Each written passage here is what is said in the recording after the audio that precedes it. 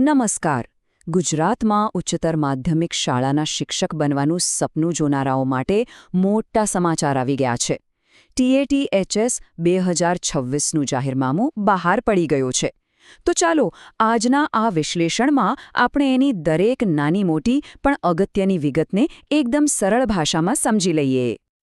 સૌથી પહેલાં તો અહીં જે પણ વાત થશે એ બધી જ માહિતી સીધી રાજ્ય પરીક્ષા બોર્ડ ગુજરાતના ઓફિશિયલ નોટિફિકેશનમાંથી લેવામાં આવી છે. એટલે કે માહિતી એકદમ પાક્કી અને વિશ્વસનીય છે, એની ખાતરી રાખજો. ચાલો ફટાફટ નજર નાખી લઈએ કે આજે આપણે શું જાણવાના છીએ. સૌથી પહેલાં THS શું છે એ સમજીશું, પછી કોણ અરજી કરી શકે એ જોઈશું, પરીક્ષાની પદ્ધતિ કેવી હશે, કઈ તારીખો ખાસ યાદ રાખવાની છે, અને છેલ્લે ફોર્મ કેવી રીતે ભરવું એની વાત કરીશું. તો ચાલો શરૂઆત કરીએ પહેલા જ સવાલથી કે આખરે આ THS પરીક્ષા છે શું અને એનું આટલું બધું મહત્વ કેમ છે? અહીં એક બહુ જ રસપ્રદ વાત એ છે કે આ પરીક્ષાનો હેતુ શું છે. જુઓ, આ ખાલી એક પરીક્ષા નથી. આ તો રાષ્ટ્રીય શિક્ષણ નીતિ 2020ને ધ્યાનમાં રાખીને આજના જમાનાના વિદ્યાર્થીઓ માટે જરૂરી કૌશલ્ય ધરાવતા શિક્ષકોને શોધવાનો એક પ્રયાસ છે. એકદમ સાદી ભાષામાં કહીએ તો THS એટલે ગુજરાતની સરકારી અને ગ્રાન્ટેડ શાળાઓમાં ધોરણ 11 અને 12માં ભણાવવા માટેની એક ફરજિયાત પરીક્ષા. આ પરીક્ષાના 2 તબક્કા હોય છે અને તે પાસ કર્યા વગર શિક્ષક તરીકે નિમણૂક મળવી શક્ય નથી. હવે આવે છે સૌથી અગત્યનો સવાલ, જે દરેક ઉમેદવારના મનમાં હોય કે આ પરીક્ષા આપવા માટેની લાયકાત શું છે. ચાલો એને બરાબર સમજી લઈએ. જો મુખ્યત્વે 2 શૈક્ષણિક લાયકાત હોવી જરૂરી છે.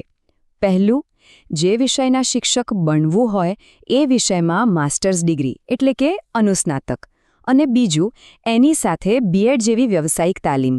આ બંને હોવું અનિવાર્ય છે. અને અહીંયા એક બહુ જ સારા સમાચાર છે. જે વિદ્યાર્થીઓ અત્યારે પોતાના પોસ્ટ ગ્રેજ્યુએશન અથવા તો BEdના છેલ્લા વર્ષમાં ભણી રહ્યા છે એ લોકો પણ આ પરીક્ષા માટે અરજી કરી શકશે. આ ખરેખર એક સુવર્ણ તક કહેવાય. ચાલો હવે માની લઈએ કે લાયકાતની બધી શરતો પૂરી થાય છે. તો પછી વાત આવે છે પરીક્ષાના માળખાની. આને બરાબર સમજવું પડશે કારણ કે આના પર જ બધો આધાર છે. પરીક્ષાના 2 લેવલ છે. પહેલો તબક્કો છે પ્રિલિમિનરી પરીક્ષા. આ એક સ્ક્રીનિંગ ટેસ્ટ છે જેમાં MCQ એટલે કે વિકલ્પોવાળા પ્રશ્નો હશે. જે આમાં પાસ થશે એમને જ મુખ્ય એટલે કે મેઇન્સ પરીક્ષા આપવા મળશે, જે સંપૂર્ણપણે લેખિત અને વર્ણનાત્મક હશે.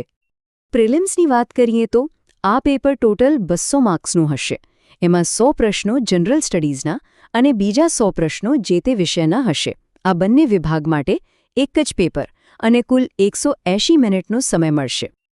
અહીંયા એક વાત પર ખાસ ધ્યાન આપજો. પ્રિલિમ્સમાં નેગેટિવ માર્કિંગ છે. દરેક ખોટા જવાબ માટે 0.25 ગુણ કાપી લેવામાં આવશે. એટલે કે અંદાજે જવાબ આપવાનું જોખમ થોડું મોંઘું પડી શકે છે. હવે જે લોકો પ્રિલિમ્સ પાસ કરશે એમના માટે છે મેઇન્સ પરીક્ષા. આ પણ કુલ 200 ગુણની છે, પણ અહીં 2 અલગ પેપર હશે.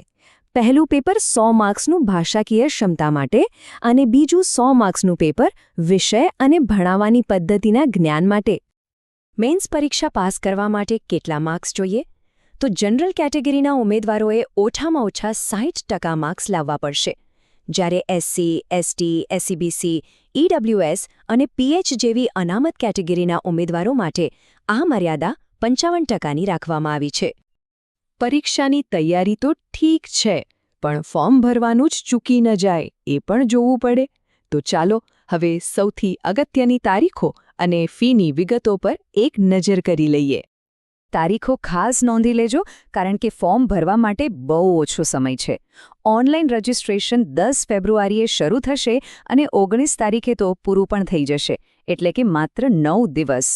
પ્રિલિમ્સ પરીક્ષા 29 માર્ચે છે અને મેઇન્સ પરીક્ષા મે મહિનામાં લેવાય એવી શક્યતા છે.